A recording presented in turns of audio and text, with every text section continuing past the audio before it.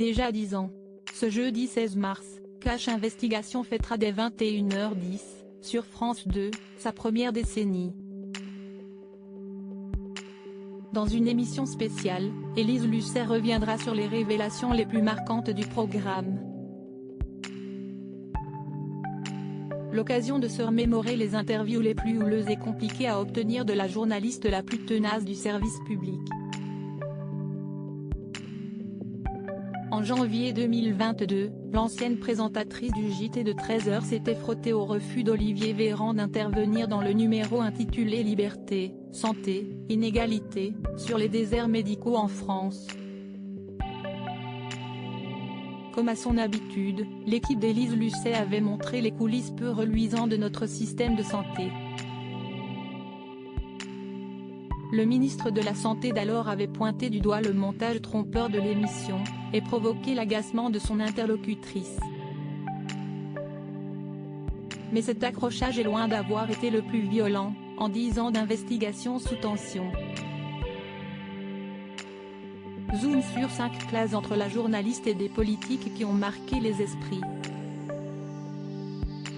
Supérieure à Léa Salamé, Pascal Praud, Anne-Sophie Lapix, découvrez les journalistes quand ils étaient plus jeunes. Le moment où elle a été agressée par Rachida Dati. Si elle a l'habitude des interviews musclées, Élise Lucet ne s'attendait probablement pas à ce que Rachida Dati soit aussi hostile avec elle.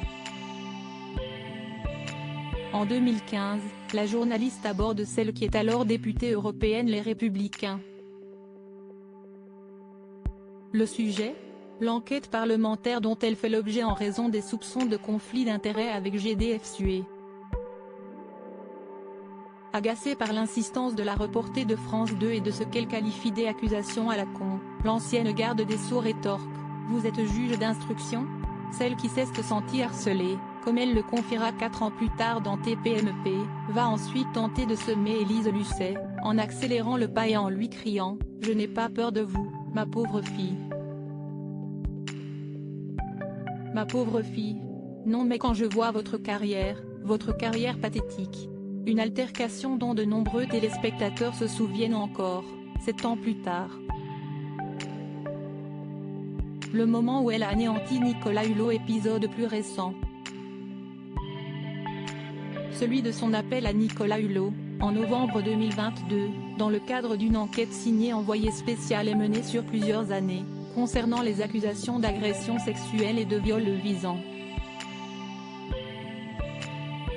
Au téléphone, Élise Lucet demande à l'ex-ministre de l'écologie s'il est surpris par les révélations que lui ont rapportées plusieurs femmes et ce dernier répond simplement qu'il ne voit pas de quoi elle parle.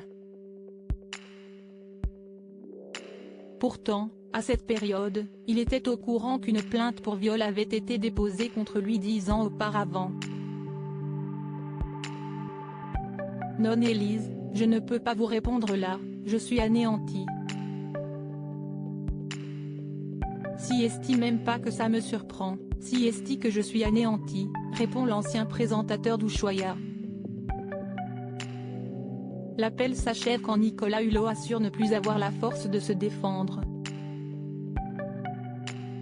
Le moment où le silence d'Olivier Véran l'a fait sortir de ses gonds. Interpellé sur le terrain, Olivier Véran demande à Élise Lucet de le contacter plus tard pour une interview en direct.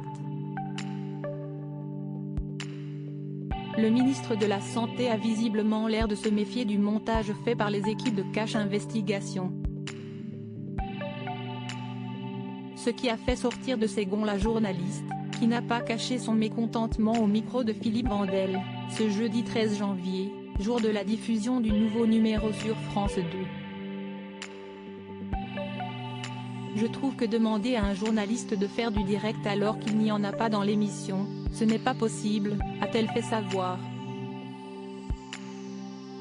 Épinglant les conditions que le ministre de la Santé a tenté d'imposer pour répondre à ces questions, elle a rappelé que son équipe a fait des demandes à tous les ministres de tous les gouvernements. Le moment où Christian Estrosi n'a pas apprécié ces méthodes. Christian Estrosi s'ajoute lui aussi à la liste des politiques en conflit avec Élise Lucet.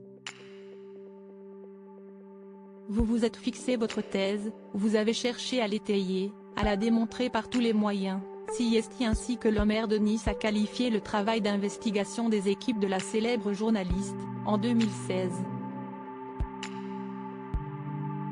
Tenant à rappeler à cette dernière son statut de journaliste du service public et non pas procureur ni un magistrat.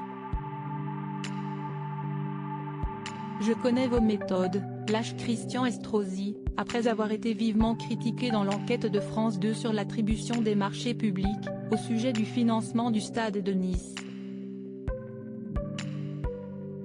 Le moment où elle a irrité Stéphane Le Foll grandement interrogé sur la déchéance de nationalité en 2016, Stéphane Le Foll, alors ministre de l'Agriculture et porte-parole du gouvernement, ne peut plus.